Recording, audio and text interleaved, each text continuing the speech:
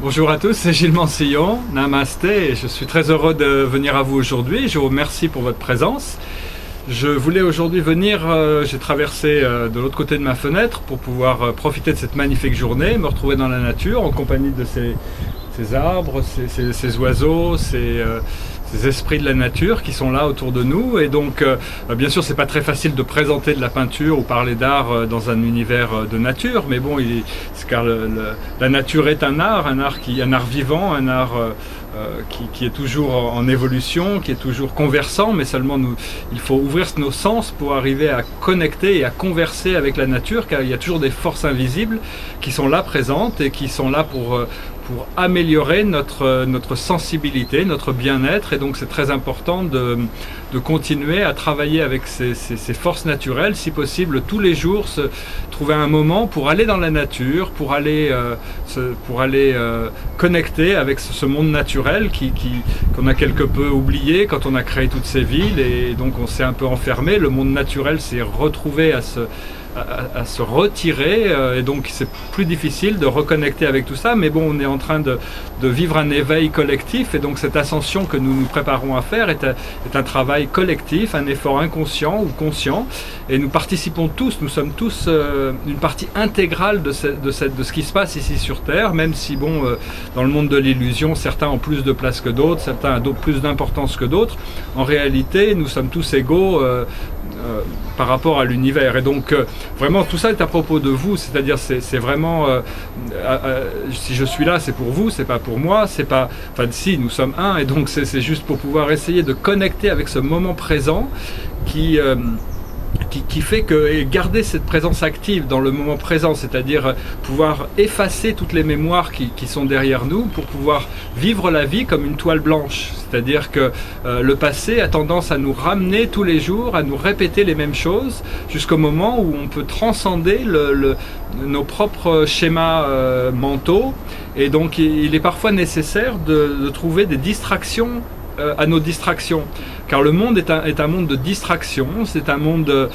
où ils ont créé des sortes d'armes de distraction massive, comme la télévision, comme le sport professionnel. Il y a toutes sortes de distractions, toutes sortes de mauvaises habitudes aussi. Bon, je dis pas, c'est pas une critique, c'est juste une observation. Toutes ces choses-là sont quelque peu distractives de notre vérité intérieure, et donc quand on cherche à évoluer plus vite dans son ascension, c'est pour ça que les moines contemplatifs ont tendance à vouloir se retirer dans des monastères pour chercher leur vérité intérieure, pour éviter les distractions du monde extérieur. Et donc c'est tout un procédé qui leur prend généralement toute une vie, mais à la fin ils trouvent ce qu'ils cherchent et ils emmènent avec eux cette connaissance dans le nirvana, dans l'au-delà, toutes les réalités spirituelles qu'ils ont découvertes. Mais dans notre procédé actuel, dans cette vie terrestre, dans cette incarnation présente, nous n'avons pas ce luxe, car nous avons besoin de faire notre ascension avec le monde physique, avec le monde terrestre, et donc incorporer ces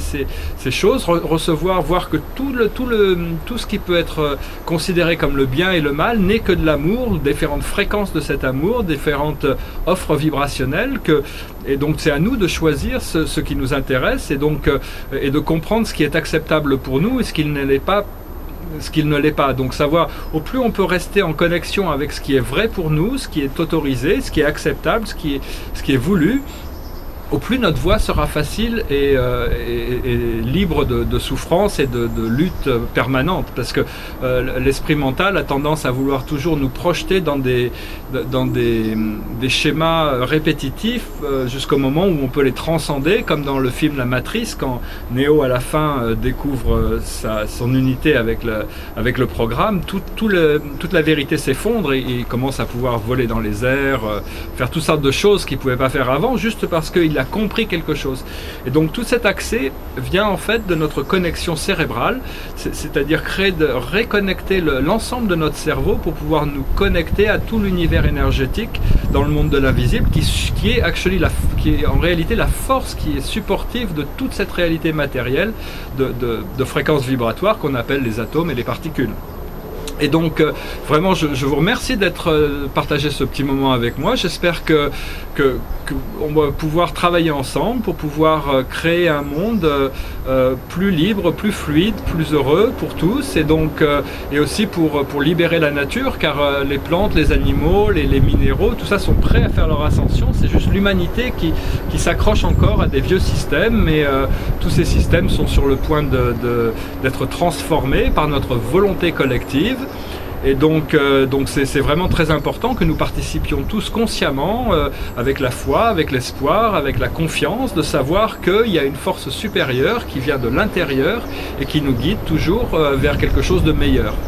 Donc voilà, je vais vous laisser sur ces bons mots. J'espère que vous passez une excellente journée. Si jamais vous êtes en Normandie et que vous êtes intéressé par l'art, la science et la spiritualité et la philosophie, n'hésitez pas à me faire signe, ça me fera plaisir de prendre le thé. Et puis je vous dis à très bientôt. Namasté.